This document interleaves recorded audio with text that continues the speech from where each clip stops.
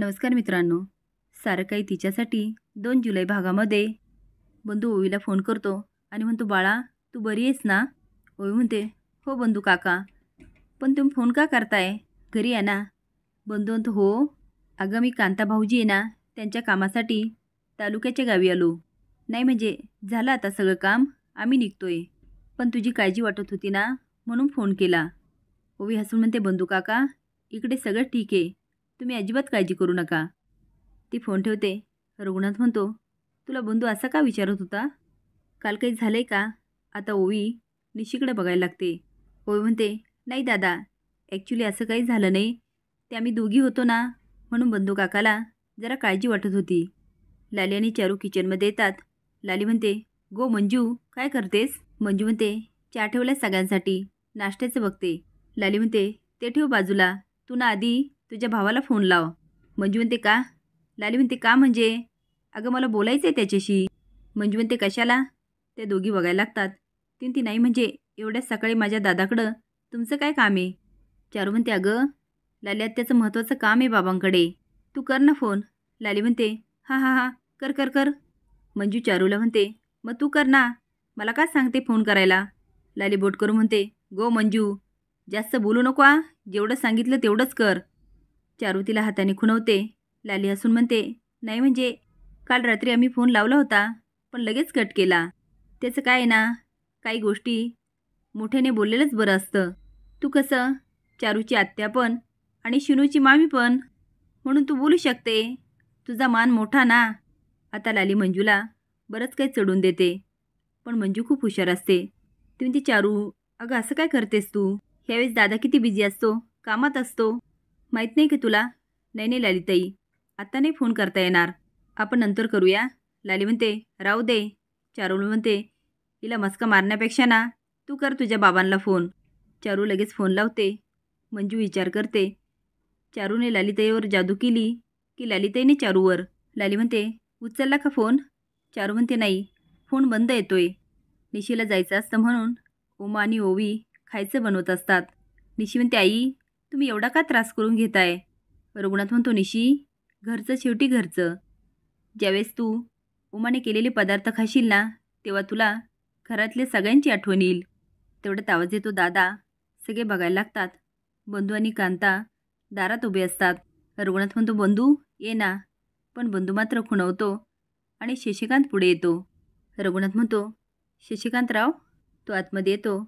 रघुनाथ त्याला नमस्कार करतो. ओवी निशीला म्हणते, कोण आहे?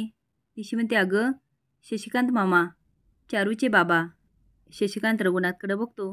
त्याच्या डोळ्यात पाणी येतं. तो आता रघुनाथचे पाय पकडतो. पायावर डोकं ठेवतो. रघुनाथ म्हणतो, शशिकांतराव अहो हे काय करताय? त्याला पकडत म्हणतो, उठा बरं. अहो माझे काय पाय धरताय? बंधू काय आहे सगळं? मला कळवायचं ना. शशिकांतराव येणारे अचानक कसे आले ते? उमा म्हणते, मला वाटतं हे श्रेणू आणि चारूचं लग्न ठरवायला आलेत. शशिकांत म्हणतो, उमाताई असं विचारून मला अजून लाजू नका. माझ्या चेडवाने येऊन इकडे काय दिवे लावले ना, ते मला सगळं समजलंय. त्यामुळे तिला तिकडे भेटायला न जाता मी तुमची माफी मागायला इकडे आलो. गोष्टी ह्या थराला जातील हे जर माहीत असतं ना, चारूला इकडे पाठवलंच नसतं. मागे श्रेणू आणि निशीचं लग्न जमलं तेव्हा पण चारूने आत्महत्येचा प्रयत्न केला. हे लग्न मोडलं आणि मंजूने चारू आणि शिनूचा लग्नाचा प्रस्ताव मांडला. मला वाटलं ह्या नात्याला तुमच्या सगळ्यांची सहमती आहे. चारू तर श्रेणूच्या प्रेमात वेडी झाली. असं वाटलं तिला तिचं प्रेम मिळेल, आपल्या दोन्ही घरामध्ये स्वैरिक जमेल. हा मी सगळा विचार केला आणि होकार दिला. माझ्या चेडवामुळे देवाला देवघर सोडावं लागेल असं मला वाटलं नव्हतं. जे काय झालं ना, हात जोडून म्हणतो, मी चारूच्या वतीने तुमच्या सगळ्यांची माफी मागतो. रघुनाथ म्हणतो, तुम्ही कशाला माफी मागता आणि तुम्ही हात जोडू नका, आणि चारूवर माझा काहीही राग नाही आहे. शशिकांत म्हणतो, तू ओवी ना गं? ओवी म्हणते, हो. तो म्हणतो, बाळ मला सगळं समजलं, भाऊजीने मला सगळं समजवलं. चारू तुझ्याशी खूप वाईट वागली गं, पण ती श्रेणूच्या प्रेमात एवढी अंधी झाली ना, ती चुकीचं वागते हेच तिला समजत नाही. पण तू समजूतदार आहे, तिला माफ कर.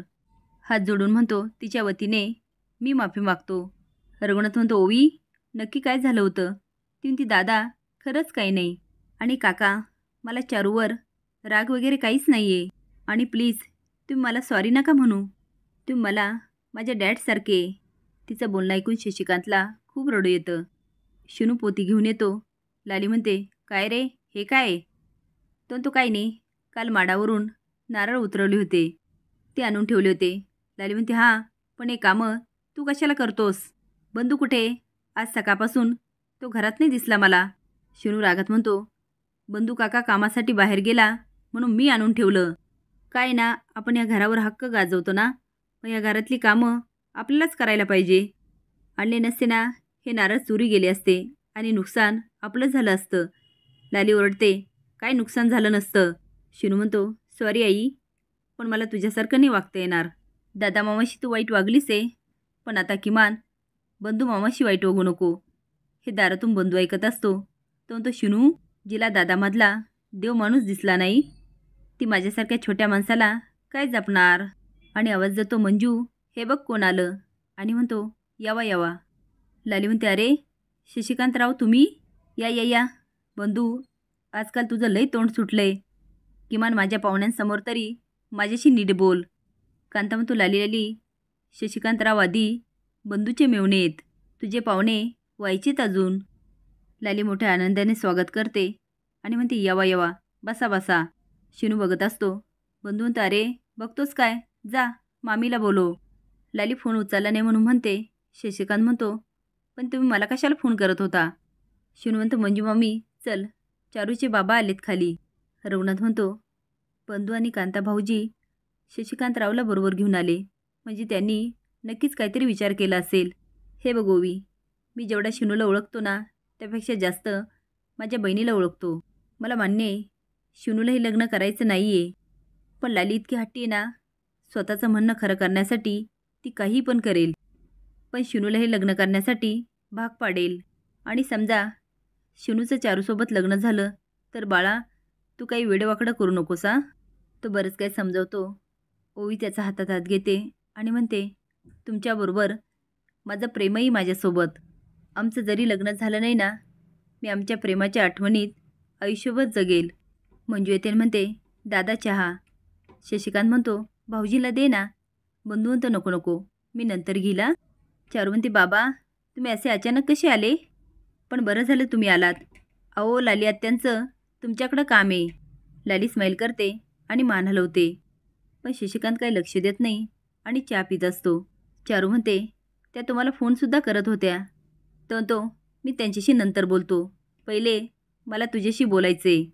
आता लाली आणि चारूचा चेहरा पडतो. कांता म्हणतो, हां हां बोला ना तुम्ही, पाहिजे तर आम्ही सगळे जातो. बंधू म्हणतो, हो हो मंजू तू पण चलात. चारू म्हणते, थांबा, कुणाला कुठेही जायची गरज नाही आहे. चारूचा त्या घरात तोरा बघून शशिकांतला खूप राग येतो. असेच नवीन अपडेट जाण्यासाठी लाईक आणि सबस्क्राईब करा. धन्यवाद.